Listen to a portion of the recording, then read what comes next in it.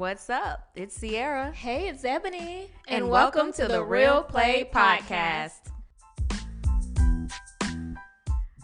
Hey, everybody. Welcome to the Real Play Podcast. This is Sierra. Hi, it's Ebony.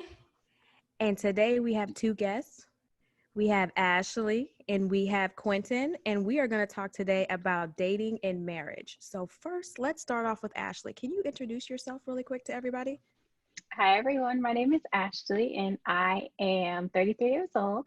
I recently moved to California from Connecticut, and I am the host of the Amateur Expert podcast. Hey, girl. All right, Quentin, can you introduce yourself to the people? Sure. How you doing, everybody? My name is Quentin, 35 years old. I am, at the topic not recently, but I previously divorced. I am happily remarried. I just had my first child, 9-month-year-old baby girl, and I'm looking forward to what goes on the podcast today. Well, congratulations on everything. Thank you. Happy belated Father's Day. I know I already kind of came over on Father's Day, but it's the first one, so I appreciate we did the drive-by. All right, so let's dig into this topic. So this topic is a topic that everybody always wants to talk about relationships. They want to talk about dating. They want to talk about marriage. No one really wants to talk about divorce, but we all know that it does happen. Half of marriages end in divorce for multiple different reasons. So before we get into any type of question and answer, I'm going to give you guys each a chance to kind of tell your story of your marriages, and from your point of view, what happened that brought your marriage to divorce. So either of you can go first. I know Quentin is a gentleman, so he's going to be like ladies first. I already know. All right. So I will jump in the hot seat. So I was married for about a year, but we had a really quick courtship. We had a really quick engagement. And I think that one of the things that was the demise of our relationship was that God wasn't at the center of it anymore. And also there was a huge lack of trust. I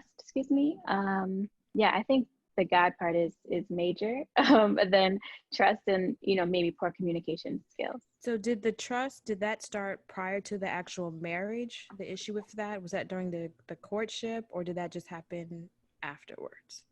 I think, there's a honeymoon phase and stage of all stages of relationships, right? So in the courting stage, there was a honeymoon phase, and then in the engagement phase, there was a honeymoon stage.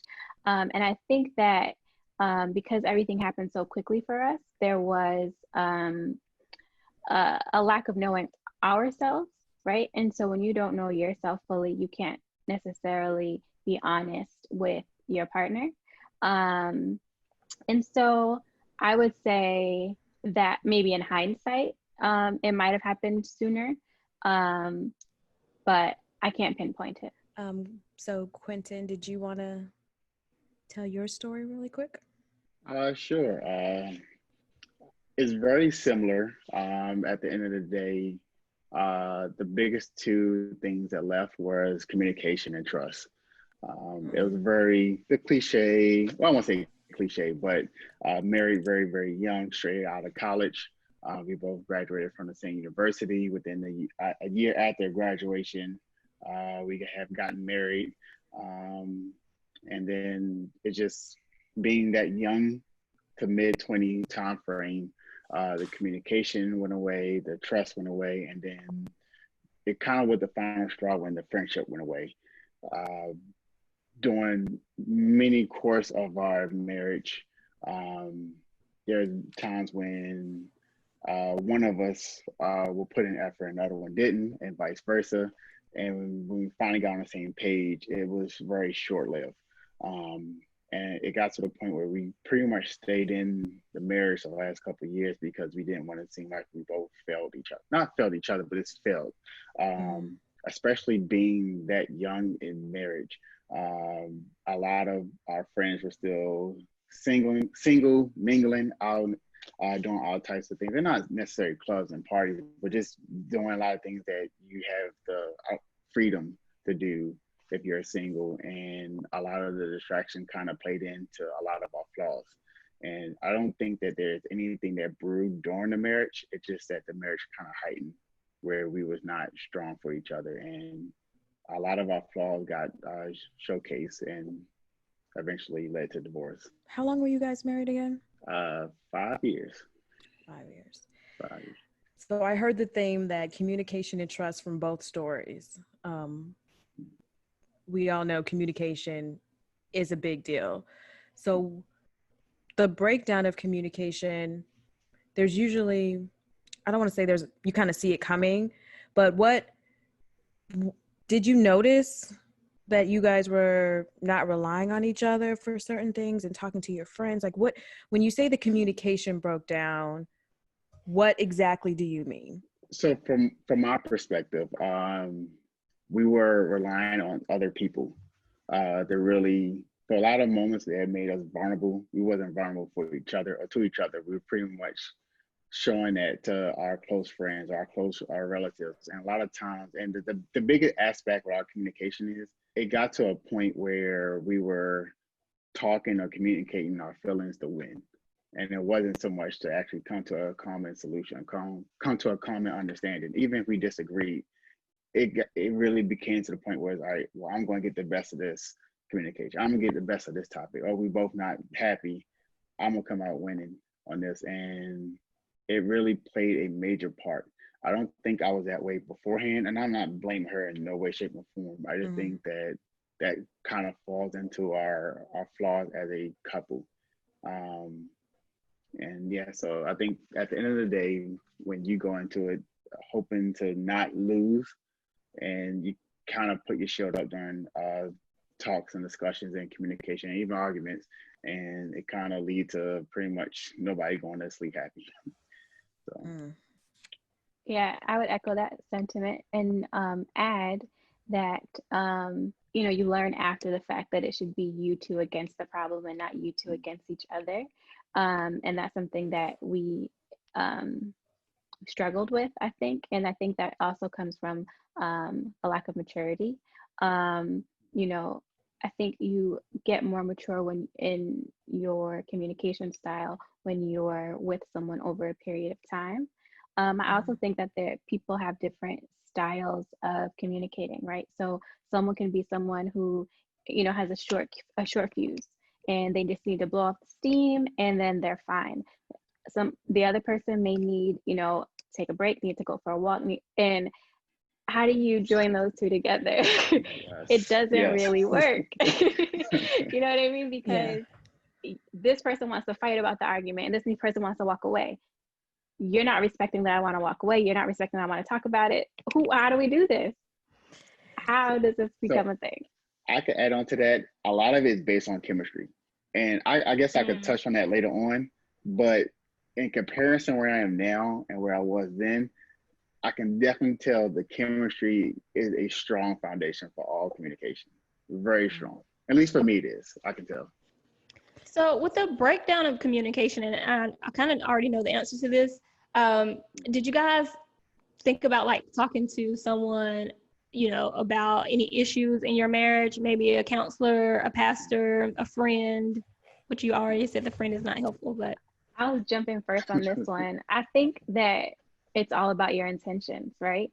And so if I'm coming to you, Ebony, because, I'm frustrated about this argument and I'm coming to you to seek counsel, and I want you to, if you're my friend, I would hope that you would say, actually, I see where he did wrong, but you also could have done this. Or if you're not helping me come up with a solution, as opposed to just justifying who was right or wrong, then it's not helpful to anybody in the relationship, right?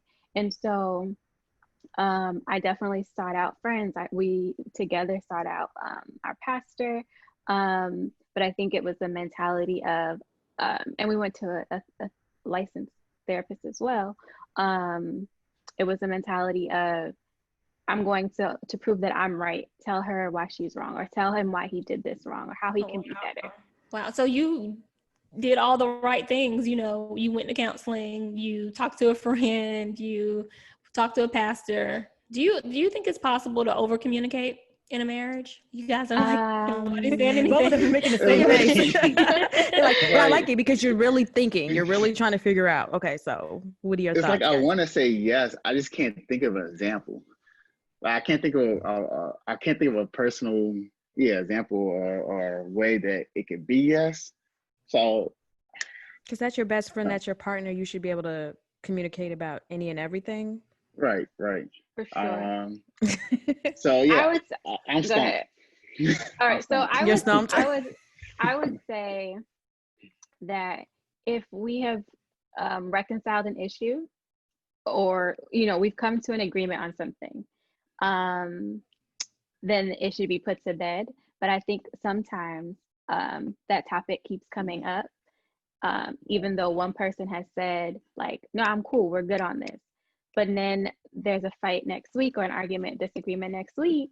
But so I think maybe, and maybe I'm not understanding your question properly, but I think you should always talk to your partner first. But I do think that if once you guys decide that there's a reconciliation, unless there's another offense to the same thing, that you should let it go and move forward. I think that if you keep bringing up old things, then it's one, proves that you weren't totally satisfied with with y'all's agreement, but also it just keeps bringing up negative energy. I want to go back a little bit to when, Ashley, you were saying sometimes when there's those conversations, one person may want to argue about it, talk about it right then. Another person might need to gather their thoughts.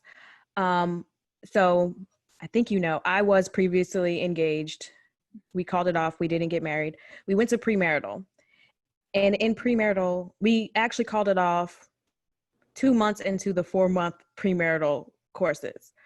So one of the things that we learned a lot about was communication. And they actually had a couple who had that exact issue. And their thing was they were giving us tools that we learned in premarital on how to fix it. And so if there's one of them, she was a lawyer all day at work. She's not confrontational, but she's having to have those conversations right then, think on the top of her head. In her marriage or in her being a fiance, she didn't want to always have those arguments right away. She wanted to walk away, but he wanted to have them. So they taught us at the time, you have to come with an agreement right then.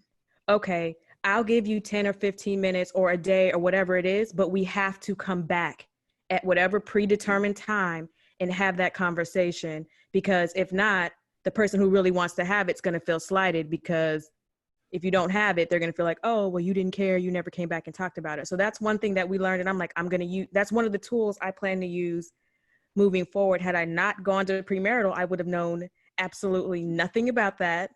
I wouldn't have even thought about it because we never had those issues. But you never know what will come up later on in your relationship.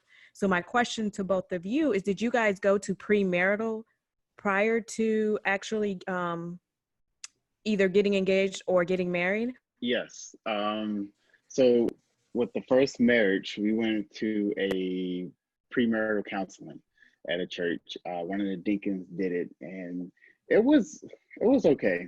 I wasn't really satisfied with it, only because he was very focused on the male treating the female right. And not saying that I knew how to treat women right. Obviously, I'm divorced, but I felt like it wasn't a balance. It wasn't a growing together. It was like, okay, this is your queen. This is how you need to treat. So I felt like it was more for me versus us as a couple, which is fine. I just felt like it didn't really discuss that. However, in my current marriage, we actually had with a deacon and his wife was our counselor. So we had a couple doing it, and they broke down everything. And one thing that they mentioned was the aspect that communication, how one person can be this and one person that. And actually, that's who I am. I'm the type of person who I just need to relax, calm, think about it before I say, because I don't want to say the wrong thing. I don't want to say the wrong thing with the wrong tone. So even though I might say things how I feel, the tone or how I say it and the word usage matters a lot. So so long story short, yes, I did go to premarital counseling, but I feel like choosing the right one is extremely important to decide and know what you should do moving forward with the marriage. We also did premarital counseling with the person that married us, the pastor that married us. And again, like I said, our engagement, everything was super quick. So, and our schedules were both very hectic. And so I don't think that the proper time was given to the premarital counseling.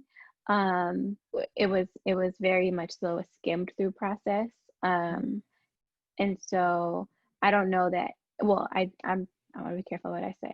I think that if we would have gone through the process, then we might have had more tools to help us. Yeah. So that was a question that I had, being that Sierra said that, you know, they gave her tools in premarital counseling.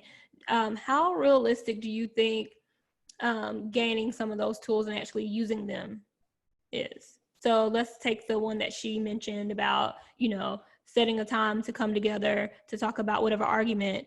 Do you think that's useful in the moment? Absolutely. Mm-hmm. One of the best things about the premarital counseling, it kind of put a lot of things that you don't typically discuss to the forefront. Absolutely. I can be with someone for 3 years and life could be great. The only time that we have serious talks is we're not seeing eye to eye, or we have a minor disagreement, and we can just talk it out. We could talk it out in 5 minutes. We could talk it out in an hour or two. But you don't really get too deep into certain things. But the premarital counseling, for me, it really dug deep in terms of things that we never thought about, gave us homework assignments. It allowed us to actually talk it out to them as well as talking out to your partner during the counseling, and really dig in a way that you never really discussed with your partner before. So it definitely provided amazing tools. And I'm talking about the second time. The first time, yeah, it was nothing like that. But so I definitely think that, having a good premarital counselor, it really, really, really is beneficial to this. Well, hopefully moving forward with marriage, but if not, at least give me the idea that maybe this is not for me with the person that I want to be with. Yeah, I was going to say, in addition to having a good counselor, I think we also have to remember that, like, in all of our classroom settings, right? There's a class clown, there's the jock. Like, there, you have to have two people who also want to be good students. Yeah. No, that's good. Right? Yeah. Because we are given the tools, but will you use them? Will you remember, you know, what you were taught early on? And then two, I think a lot of it is unlearning what you were raised by, what you saw growing up, what your expectation was, right? So I can have an expectation that this is how we're going to handle arguments. Then we go to counseling, and then we're given this. He has an expectation that this is how we're going to handle it. So now, how do we marry these three things? Yeah. Mm-hmm. Who wins, right? And so it's sort of that finding that balance, finding that cadence between, you know, we need to win, what is going to work for us. So we talked about a lot of times on this podcast is learning and unlearning behaviors. And so what I'm hearing from both of you guys, you know, in this conversation is that it's very important to, during your single season and even during the engagement, to take the time out to get to know yourself. And then also to know the other person in more depth instead of, and then maybe have those deeper conversations as well. Absolutely. Yep. And share your full self, right? Don't show up with a mask on. And then once you get married, the mask comes off and your partner doesn't know who they married, right? And so there could be a lot of variables. I've had friends that said that literally happened to them, that, you know, everything was beautiful. They were dating for years. The second they got married, the person kind of changed who they were. They started to act a little different. And I guess they got comfortable, like, hey, guess what? You're mine now. I can be who I want to be. So my question, when you guys got married, as soon as you got married, did you notice any changes either in you or in the person shortly after?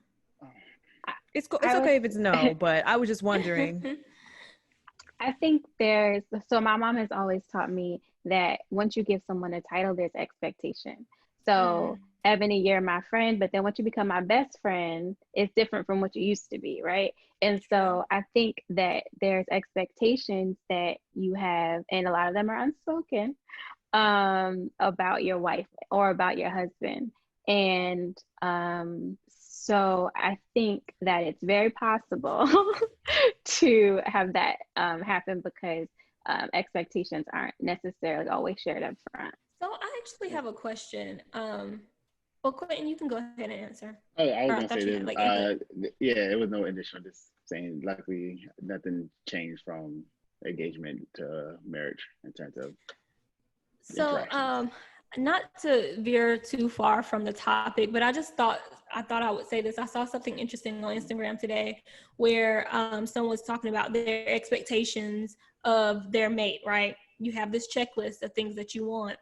And they were saying that they're reevaluating things that they have on their list and why they have them on their list. Do you think that now being married, whatever list you had was sufficient, and or would you have changed some things on your list or looked at it in a different way? Yes. I feel like I went in with the idea that it was going to be a fairy tale. I knew there was going to be hiccups along the way, but I felt like everything. I felt like, and this is a self-assessment of me. I felt like I was nice enough. I felt like I was understanding enough that even whenever we come across issues, we can easily talk it out. We can easily fix things. We can easily keep it moving. Um, so I had an understanding that no matter what comes to my way, I had the personality with her to get through everything. I had that personality to have fun with her, enjoy life with her. We had a great relationship as boyfriend girlfriend. So going into it, I really didn't have much of a list. I was just pretty much writing a list as I was already in the marriage, which I know sounds kind of wrong and strange, but at the same time, what I went through with that helped me create the list after her. And really start thinking like, man, okay, I need this, I need this. So I felt like I had a very premature list. I had a very limited list, but at the same time, my experience from what I had with my marriage, as well as what I've seen from other friends and family who had divorces, who had successful marriage, had great marriage, helped develop a list for me. So hopefully I answered the question. I kind of rambled on there for a little bit, but You answered the question, but now I have to ask, like, what was sure. on your list? So for me, I wanted someone who was going to be, who had a real positive mindset in terms of her career. Someone who also was just going to be naturally fun. Fun. I love activities. I'm not too. Let me speak English. I don't sleep that much, but I don't always go to clubs or parties. I like doing a lot of activities during the day. I like doing random, fun, cool things. I like traveling. So I had someone who can be able to do cool and fun things with me. Have someone who could just sit back and relax with me. I want someone who want kids, God fearing, someone. I was pretty much just a basic checkbook. I didn't have too much like details of a list. Um, so moving forward from that, just interacting with her, it's like, all right, let's go to the next level. Let's buy a house. Let's someone who I can grow a house with. Someone who we can go out and pretty much build out the house and do everything. So my list was pretty much growing as I was growing into that relationship. Unfortunately, to start it off, because we were just in college, I was like, all right, you're cute. You have you made decent grades. We kind of matched together chemistry wise. And that was pretty much the beginning of a list. I didn't really start off with one because we kind of got together pretty young. And so the list you just gave us was that was your first marriage, right? Yeah. Okay, so tell us about the second marriage list. The second one, You don't have to give us everything. So a background, and so my ex is a lawyer. Went to law school and everything, and that kind of contribute to a lot of what I said about going into disagreements to win. I was never like that before then, before my relationship with her. So she always was pretty good at debating. She was on the debate team in law school, all that good stuff. So sometimes when we would start off a conversation, neutral, talking, it's somehow always into a debate, which is a territory that I'm not good in. So one thing that I really was looking forward to whenever I got into another relationship with someone who I can physically talk with, someone who I can have a conversation with. So that was probably number one. I felt like dating in my 30s, I could find someone who's God fearing. That's becoming more and more stable. So I wasn't really concerned over that. Someone who's a good family person, someone who had a pretty decent job. I wasn't caring if it's a great paying job, just someone who's working, having a decent job. Um, and again, the same things I had before. I love to travel. Someone who likes to travel, and it was a blessing because I love R&B music, especially '90s R&B. So I got blessed with someone who listened to '90s R&B that we can kick back and jam to it. So it just a lot of my interests I appreciated, but also I was looking for someone who had some difference from me because I feel like being with someone who totally something to me, I want to grow some. I want to be able to learn some and actually be a different person than I was 3 or 4 years ago. But number one on my list was someone who I can physically talk to, someone who I can communicate with, someone who, if we not seeing eye to eye, we can sit down and actually talk it out. And that literally was number one on my list because of my ex. So Quentin, I know that you have a name that you call your wife. Yeah, I call her my teammate. Teammate. Why do And you, I mean, she is literally my teammate. Um, a lot of areas that I kind of carried a lot of, no, I take that back. I did not carry a lot of baggage. I had a few baggage that I carried into this current relationship because of my ex. And one was the communication part. I wasn't used to being vulnerable with somebody I was dating. I wasn't used to, and I remember actually touched base on it. I'm used to bringing up the past because it happened in my last relationship. I go into one conversation and I'm thinking we finally talk it out. And then 2 weeks later, we're not seeing eye to eye again. And it comes up and I'm like, oh crap, now next thing you know, things get piled on. So one thing I really value with my wife is that we literally talk out everything. She helped me to be more vulnerable around her. She helped me to communicate because I was doing a lot of similar things in my ex relationship to this relationship, simply because I'm used to that. And she pretty much like, yeah, that's not happening. So, but I call her my teammate because she really is a person who I really feel like we are connected. We really have great chemistry. We spend 98% of the time in happy and bliss.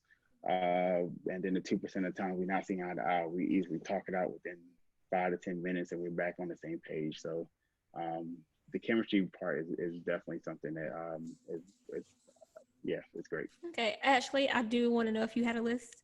And so the whole time Quentin is speaking, I'm like, I saw your what was face. on my list? Did I have a list? I think I think for me, I'm like, I thought I was very like low maintenance in regards to the things that I wanted. Um, Consistency, partnership, um, a friend, um, and I think like a strong relationship with God, because at the time mine wasn't as strong as it needed to be. So I was looking for someone to definitely catapult and lead, cavalier that in the relationship. Um, a sense of stability. Yeah, I think that's it. And I think over time you realize, oh wait, I need more of this or I need less of this. But I think those were the key points for me. To add on to what you just said, I think you made a great point. You could come in with a list of 10 things and you can meet someone who only meets five, but that'd be the best person for you because they present five other things that's not on your list. Like, oh snap, I actually like this. I actually appreciate this. You know what? The stuff that I was prioritizing before is not that important now. So I think that is a great aspect that you can come to a relationship with a list, but it doesn't have to be written in pen. It's just something that probably start a conversation or start a foundation of it, but can easily be swapped out and so forth. So, Because I was wondering, like, for the people that's single listening to this, like, would you suggest they kind of come in with a list, chop down their list a little bit, be more realistic with their list? So I was on a call a little while ago, and this girl, LJ, said that her father taught her that she needs to have requirements and throw out expectations, right? So you create your boundaries, you create what the standard is for you, And then I think you can be flexible with other things, but I do think that each person should decide what their boundaries are. And so, and that isn't maybe in a form of a list, right? Like, um, but I do think that it is important to have some level, because how are you going to qualify, who your mate is? So I was talking to a counselor, and she talked about having like a foundational list too, and then having deal breakers versus preferences. So, for instance, like I like tall guys, right? So she was like, Ebony, is that a deal breaker for you? And I said, yes. And she was like, okay. And she was like, what about someone that smokes cigarettes? I'm like, yes, that's a deal breaker. And then she said, well, what about somebody that has kids? And I was like, well, if you would ask me in my 20s, I would have said, absolutely not. Me being 30, I'm like, maybe, maybe not. I'm not sure. And she was like, well, that's not a deal breaker for you. That's a preference. So just maybe writing out a list between a deal breaker preference, and then, like, to your point, being flexible too. Yeah, I think that's, yeah, I like the way both of y'all stated that response. I think that at the end of the day, your deal breakers or things that you require are pretty much the one thing that should be written in pen on your list. Like, the person has to believe in God. The person has to have stability career-wise. The person has to be, I guess, open to having communications and so forth. I know, well, I guess funny note that for me, one of the things that was on my list that was not a requirement whatsoever, it's just a strong preference. Well, I just wanted a taller woman, someone who's like 5'7", 5'8". I'm 6'3", All so I right. wanted someone like 5'8" to like 5'11", You and ain't of get course, that. I got someone who's 5'3". So it's like one of the Oh things my God. You ain't get that. That's so, and that's complete one of the things, opposite. like, and I think that's it kind of brings out the greatness of dating, is that you have your expectation, but someone can completely wire you in a different area. So yes, That's good. you don't want you don't want anyone to smoke. You don't want anyone who doesn't believe in God. You don't want anybody. You have your list where it's like, this aspect I just need in a relationship. But you can also have your preference. It's just that you have to be open in case somebody don't meet that preference. So And Yeah. also too, I think that we should really center ourselves when we think about our list, and think about things that are what I think is going to Meaningful. meaningful, but also what's going to propel you, right? So like, I think, like, for Ashlee is not going to be the same person next year or next month even, right? So I want to be with someone who is going to realize that I'm going to be growing, one, and two, Yeah. someone who also wants to grow, because we can't be stagnant in this thing. yeah, very true. So, as we're talking about deal breakers, that leads me to the actual divorce. So, that means some of these deal breakers were hit, they were touched, they were stomped on, whatever, something happened. Um, During the process or making the decision to actually get divorced, I'm sure is a very difficult decision, not only because it's the basically the death of a relationship, of a friendship, of a covenant between you and that person. But when you made that decision, how much impact did your friends have when it was coming out? Like, did you fear, oh, my friends and my family are going to look at me a certain way because I'm not trying to stick this out? Well, for me, I didn't care, and it wasn't that I wasn't being real sensitive to the matter.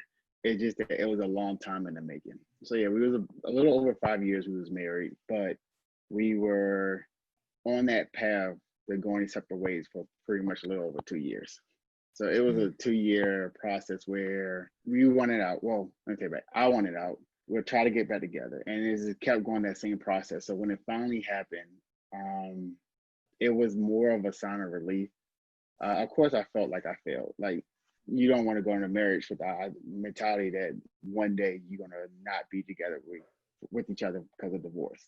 Um, but it was more of a sign of relief because it was a drawn out situation that finally led us to go our separate ways. So I didn't really feel like I left anybody down. A lot of my friends kind of knew it was coming. My family knew it was coming. I think they would probably been more shocked if we would stay together. So I don't, like I said, I don't want to sound like I'm not being sensitive to the matter. It's just more that because how it ended, it was more of a relief. But in the earlier process, in the last 2 years, I think I kind of had like a lot of people turn their heads and wondering why. But at the same time, we wasn't spending that much time with each other in the public, so people kind of already formed their own assumption on our relationship anyway. So I still remember the day you told me is that OTOs. That's all I'm gonna say. oh yeah. I remember. I remember that. Yeah. So Ashlee. So my situation is a little bit different because it was very quick, right? And I think that there were some mutual friends, and I use that term loosely now. No, just kidding, sort of. But there were some mutual friends that were in on, the ins and outs of the relationship. And then there were others that had no idea. And so for me, I think everything is figure outable, right? We can make it work. We can figure out whatever it is, there's a solution and we can figure it out, whether it's I need to work on myself, you need to work on yourself, we need to work on this, whatever the case is. I think everything in life is figure outable if you have two, or if you have a willing participant. And so it just came down to sort of what Quentin had spoke on earlier. One person would try, then the other one would sort of give up, and the other person would try, and the other person would give up. There was a separation that occurred. We weren't living together, but we were still married. I was very hopeful that we would get back together, and that was a period of like maybe months. And I told nobody. I was living at home, and I had gone from having a 45-minute drive to like a 5-minute drive. And literally my friends, my family, anyone who would call thought that I was driving every day back to where I was staying. And I just was carrying a lot of shame and a lot of guilt because I felt like I was failing. And then the image of what I wanted was failing. But ultimately, I wasn't happy, right? But I would have stayed if the opportunity presented itself, but it didn't. Wow. Oh wow. So you would have tried to work it out. In hindsight, and after therapy and things of that nature, it wasn't, neither of us were happy. It wasn't we didn't have a strong foundation. So I would have stayed because I didn't know my worth. I didn't know, what, I didn't have my requirements, right? Or my requirements were, faulty. So I think that I would have probably stayed and been miserable. And so to your point, Quentin, it came to become a relief because I have found a new sense of worth, and I have, been able to explore this freedom and now create a list of and boundaries and things that I need for my next relationship. Can I ask you something? Actually, I'm sorry to take over the podcast or whatnot. Do you? Okay, it's our podcast, but do you, Quentin? Yeah. So when the divorce happened, did you feel like your family and friends start seeing a more refresh you or happier you, or do you feel like you got a sense of your friends and family was starting to see a different you, whether it's positive or negative? Yes. And so I went into isolation for 5 months and didn't speak to anybody. And when I did speak, it was very quick because I didn't want anyone to catch on, right? And so once I started to emerge, yes, everyone was just like, oh, you look so happy, you're gaining weight. I lost a lot of weight during that time. Good weight, not bad weight, guys. But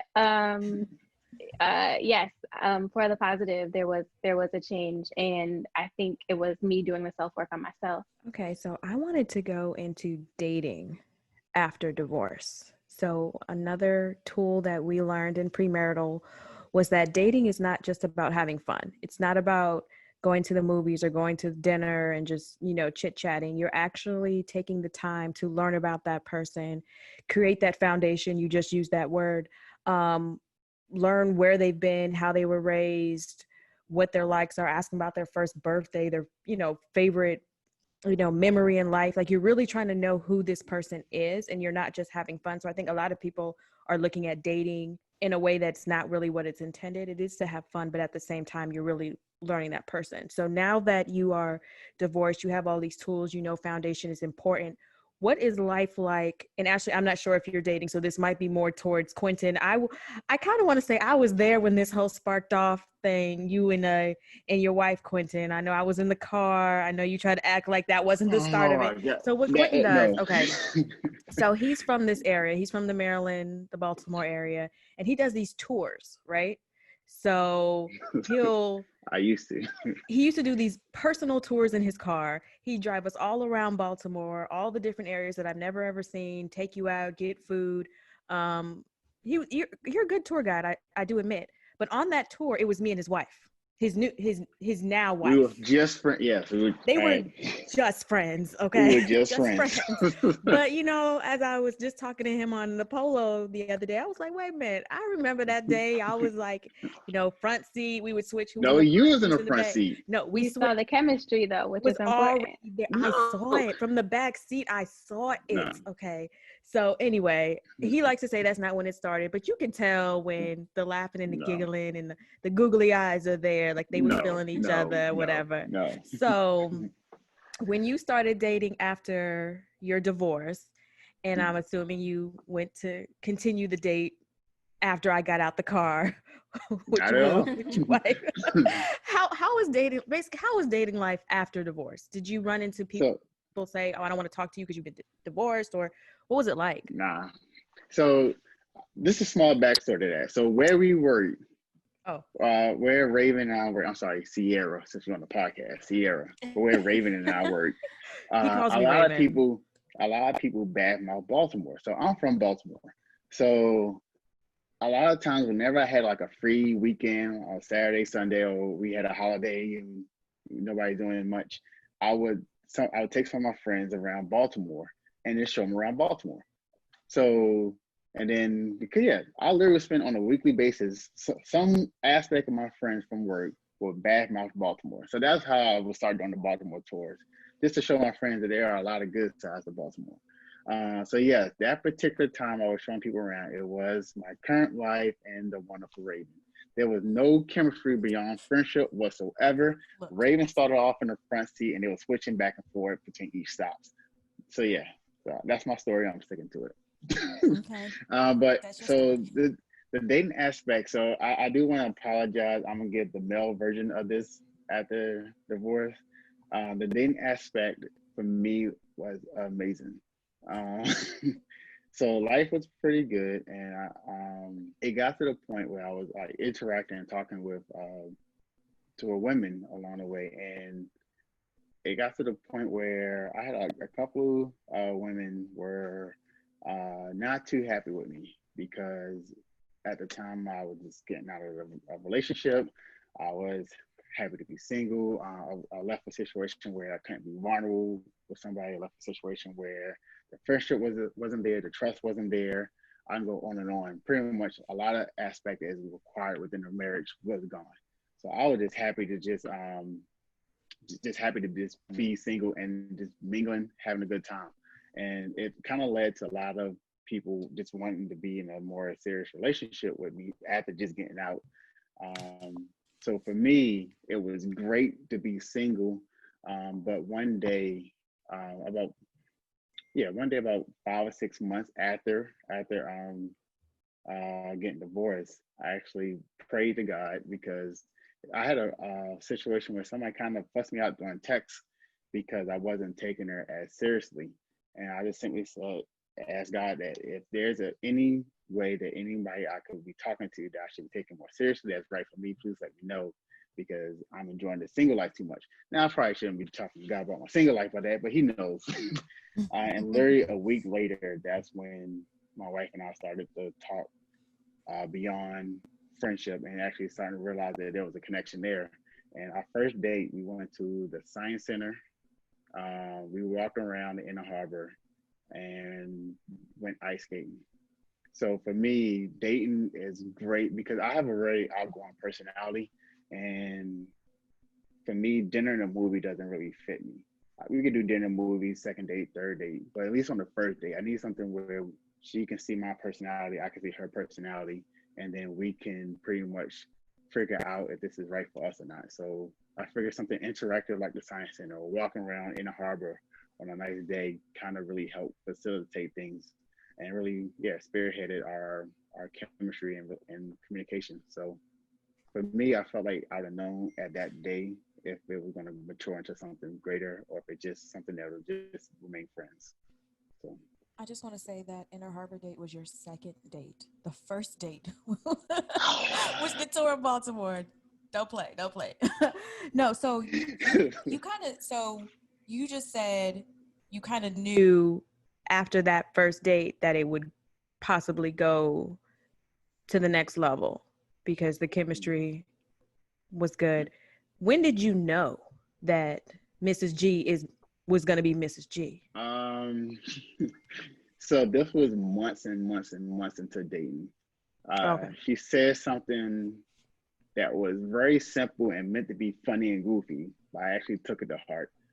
At the time, I realized that she was definitely someone special. At the time, I knew she was great. At the time, she really improved me as a person, and I go on and on. But the random thing that she said was, we was literally on the couch goofing off, and I joked about leaving. I forgot what movie we was watching, but something where the leg was off, or someone probably decapitated his leg or something like that. And I joked about leaving her or something like that. And she said that even if I didn't have any legs, I'd find some way to run after you. That's when I realized I had to keep her. So since that moment, that was the moment I really felt like, all right, I'm about to get back in the game.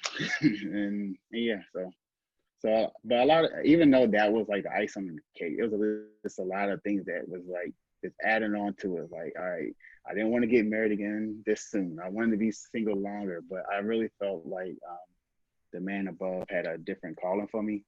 And I'm very happy. And one of the good things that she done is she got me really back into church, because when I left my ex, I kind of stopped going to the church. I still believe in God, still believe in the word, look at the Bible. I got the Bible apps, I got everything Bible, but I stopped going to church. But being with her got me back into the church. And yeah, so she improved me all around. And just the chemistry was there. Oh, so and one more question. How long between the divorce and the marriage? How long was that time frame? Or even between the divorce and seriously dating Mrs. G? 5.5 months. Oh. Like I said, it was not. That's why I'm getting. Was that quick? Hold on. No. Not marriage. Not marriage. You're talking about from the ex until seriously dating. Yeah. Was 5 months. Okay, I was about to say, wait a minute. My memory. It was okay. And that's one of the things that why I wasn't taking so many people that I was talking to before her seriously, because at the time I was literally fresh out, and I didn't want to seem like I was wanted to just hop into just another relationship. I wanted a situation where again, it sounds cliche, but I wanted to know who I am too. At the same time, wanted to enjoy single life. I wanted to be out there, going with friends, hanging out with family. Even though I didn't get to it, travel by myself, do a lot of other things. It's just that, yeah, it happened. And I think that the best thing about it is I already knew her before we started dating. I feel like if that wasn't the case and it was just somebody I never met before, I probably wouldn't have taken it seriously. So I'm still new in this divorce season. I think it's been 7 months now, or this is the 7th month.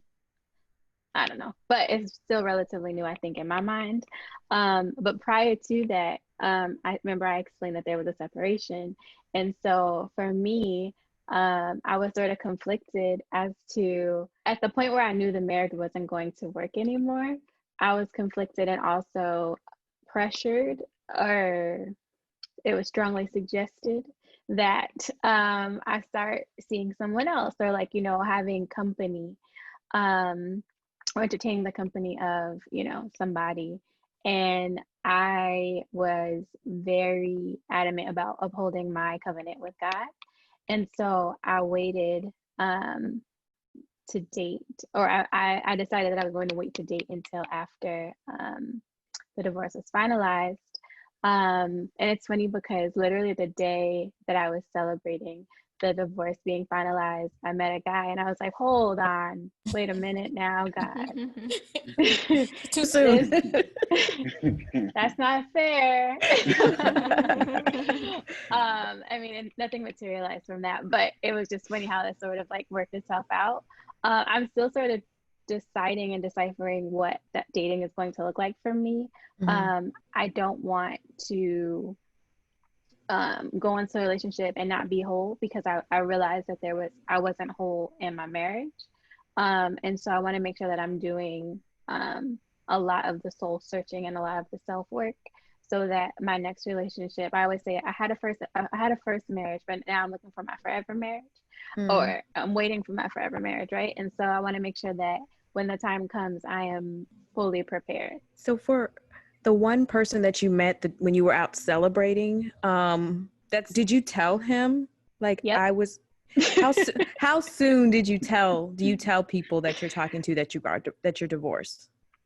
That you're divorced? So that night, so I think I'm funny. I don't know if other people think I'm funny, but I literally shared that with him. I was just like, first of all, no, you can't have my number, because tonight I'm out celebrating my divorce and this is way too soon for anything to happen. And so like we laughed about it. Obviously he got my number, but it was, and I think it was something that I felt was a part of my identity for a while. And there would be different things that I would be introducing myself to, or I would mention that more than I should.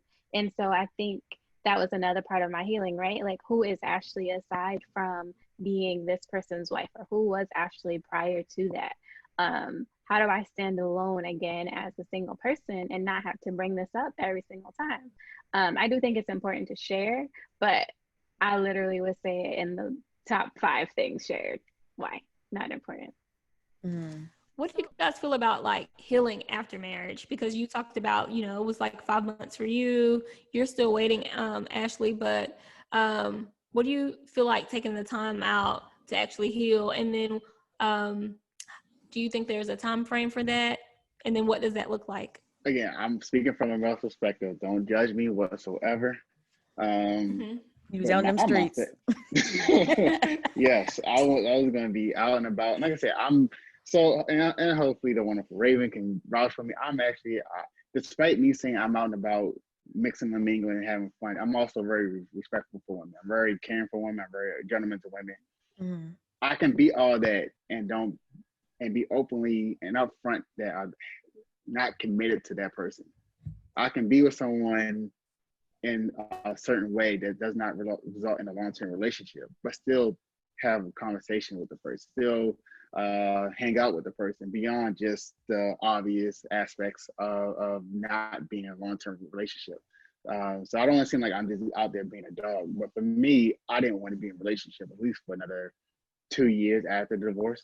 I wanted to pretty much just have a good time and do certain things, be more active and around friends, because I know a lot of them haven't seen me being that happy in the recent years, because I was just so unhappy in my marriage, and that kind of filtered into my relationship whenever I was going out to places or going out to events with family and friends. So for me, I think there is a period of time. It just sometimes what you have planned might not go as planned. So. And to your credit, Quentin, I will say that I think people mentally break up with people sometimes before the physical breakup. Yes. So you were like you said it was a 2-year process. So you had 2 years and like 5 months. So I think that's fair. I'm a fist pound you. Appreciate you. Shoot, we're in this together. Yeah. I would say that so echoing that statement, right? I think it depends mentally when you start to prepare yourself, and sometimes people do that in relationship. Sometimes it doesn't happen until after the relationship. I was talking to a relationship expert on my show on Friday, or a little while ago, and she explained that a divorce and like major breakups are just like grieving the death of somebody. So there are the stages that you have to go through, and sometimes it's quick, you go through them and it's not a problem, and sometimes there's one that you really struggle with longer than others. So I do think it's a process, but I do think that it changes for depending on your situation. For me, I think I'm close. I'm hopeful. Yeah, it definitely takes time. It definitely takes time. So it's for me. I felt like for the 2 years leading up to the finally going our separate ways, it really felt like I was in I had all the worst parts of being in a marriage, but also was not being single. It's like I had a live-in roommate for 2 years, and it was terrible. It really was terrible. So for me, I guess that's why I kind of hit the ground running for my divorce. As you said, for the 2 years, it's like, yeah, the first 3 years had ups and downs, but the last two, it was just bad. And Raven to say that for the last 2.5 years of our marriage, it got to the point where we'll go out and they'll see me, but not her. They'll see her and not me. And I remember I even threw a house party because I finally got begged to throw a house party because people wanted me to throw a party for so long.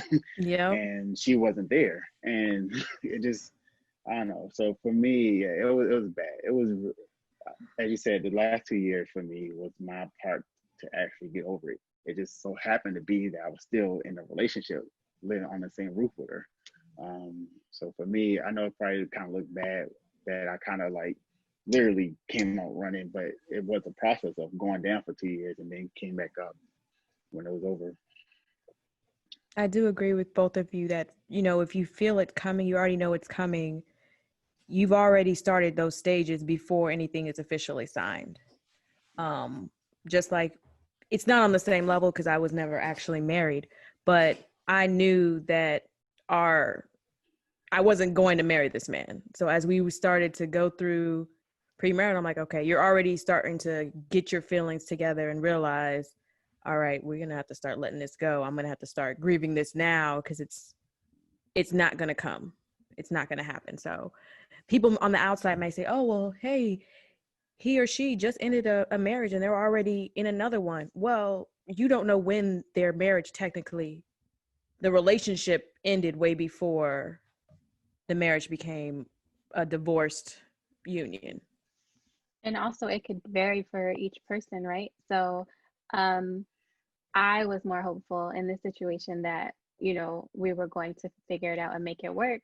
So what I would assume is that it was my level of, or my time is going to be more delayed than his was because he was ready before I was, right? So if he got married before me or whatever the case may be, then like today it wouldn't be a shocker, but some, friends and family, it may be because they don't know the timeline of how things went in our marriage.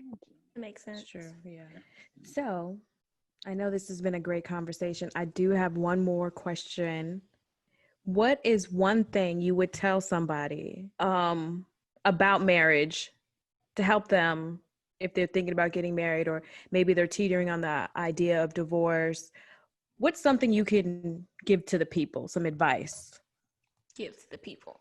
And it could either be how to possibly prevent going down a spiral of a negative relationship, or it could even be, hey, if you feel this, then maybe, pray more and just, what somebody's out there have gone through what you're going through, what you went through, or going through it right now, what would you tell them? I feel like I should say something very scholarly. I just can't think of anything. You're a gentleman and a scholar. Come on now. I'll pretty much say, listen to your heart. Make sure you are going to war with a friend. And I know it's kind of sucks to say war, but there's a lot of temptations, and it had nothing to do with just the opposite. It's a lot of something that's not dealing with opposite. A lot of friends, family, each other. But make sure you're just going into this together. I think one thing that kind of dragged out my last marriage longer than it should have is the fact that a lot of people told us not to do it in the beginning. People were saying that, yeah, we probably should not meant to be. You could tell that we wasn't gelling. You can tell that we were too young. And it got to a point where we were just still sticking in a relationship just to prove them wrong, just to prolong us getting out of a relationship. So I would say definitely make sure you are in there with a friend. It doesn't have to be your best friend. I can't remember who said it, but I remember like a friendship was mentioned. It doesn't have to be the best friend. It doesn't be just make sure you're in there with a close friend. Someone that you are okay to be vulnerable with, someone that you're okay to communicate with, someone that you have a great chemistry with. You don't have to be the polar opposite. You don't have to be the same person. Just make sure that you had that chemistry that is meant for y'all two. And I think moving forward, you can get a lot of unsolicited advice, a lot of great advice, bad advice. But at the end of the day, if y'all don't have that chemistry and that closeness, that friendship, it's going to be hard to get through times when y'all don't see eye to eye, or y'all have that outside force coming in at temptation. That's good. That was scholarly. I liked it. It was good. That's gonna be hard for me to follow. So I would say two things.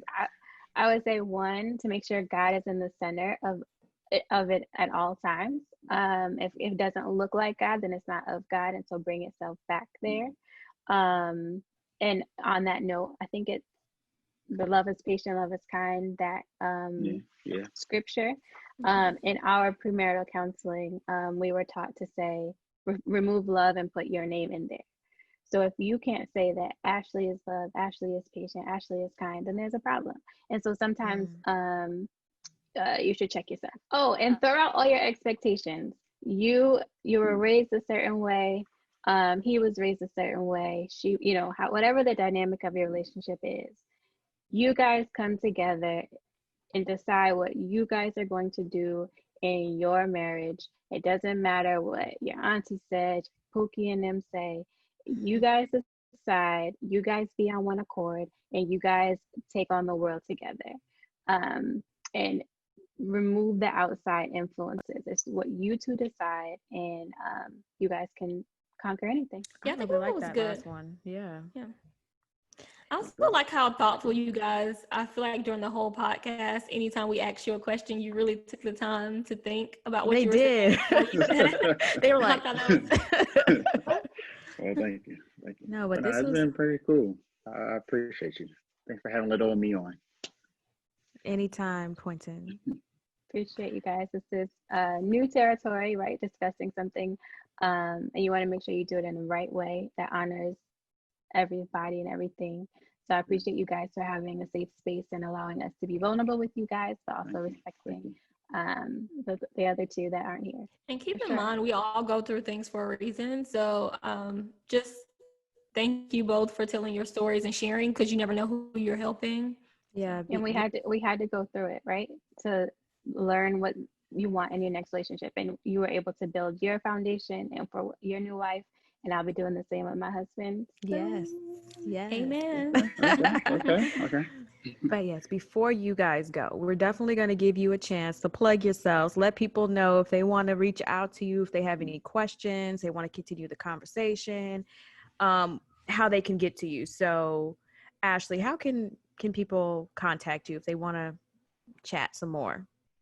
Sure. So on Instagram, I am at the amateur expert, TheAmateurExpert. I spell it wrong all the time, so I had to go a little slow there. Sorry. Also on Facebook is The Amateur Expert, and my podcast is available on all streaming platforms, also at The Amateur Expert. Awesome. Quentin? Okay, well, that kind of like put me to shame. I just on Instagram, Very simple. Q Guy 10 at Q Guy 10. Other than that, yeah, I don't really have, I guess, too much ways to get in contact with us. Or you can always, if you wanted to reach either of them, you can always send us a DM at The Real Play Podcast or email us at therealplaypodcast@gmail.com. Ebony, do you have any final words for the people? My final words is things that I always say during every end of every episode. Like, this is good, guys. I feel like we gave great information. You've really helped people. So it was a good conversation. Again, thanks for being so open on a topic that we know is not easy to talk about. So we really do thank you for coming on and for sharing with us. And for our listeners, like someone's gonna be blessed by what is discussed here. So yeah. No problem. Thank you for having me on. This will be the last time you're coming on this show. Kidding. And by the way, did Raven tell you how she almost got into altercation with little girls on Federal Hill? Okay, well, so isn't it time to go? This is all about the same date that they went on, and I was the third wheel. Oh my God! All right. Isn't it time to go? Well, you brought it up. It was time to end the podcast. Would you guys go? Where's your wife? Where's your wife at? Oh, she actually putting the little one to sleep right now. You lucky, because I was like, bring her over here, and she could tell you the truth. So he took us to Federal Hill. There was these two little girls. They were probably it was like 7 of them. No, it wasn't. Whatever. It started with 2, but 5 came. So me and his wife were at the swing set, and we having a good old time, taking a break during our tour, their first date. And these girls roll up, and they were like, oh, we want to use... No, they were looking at us like they wanted to use the swing. So we're like, okay, we're adults. We're working. I don't even know how old we were. I had to have been close to 30, like 27, 28. Like, I'm going to let these little 10-year-old girls get on this. We didn't care. As soon as we walked away, he was like, oh yeah, y'all got punked by them girls. Y'all scared of the Baltimore little girls. They this and that. But me and her were just like, no, it's a swing set. Up in their bikes. Okay. They were aggressive looking. That's Baltimore, but see what I'm talking about? This is the volume of bashing I get. But the tour was great. I felt comfortable everywhere we went. I know she did too, and it led to a beautiful marriage and baby. I'm telling you. All right, that's another topic. Next time we'll have her on, and she can say, I'm on her computer. You're on her computer? Well, next time she'll be on to tell the truth. She'll be like, yep, that's when it started. It did not. Anyway, so yeah, thanks everybody for listening to this episode. We really appreciate you guys, and we will check you out next time. Bye. Bye. Thank y'all. Appreciate everyone.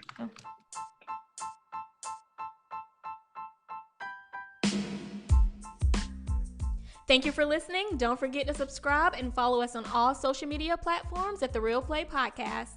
We would love to hear from you, so leave us a comment, DM, or voice note. And don't forget to come hang out with us on our next episode.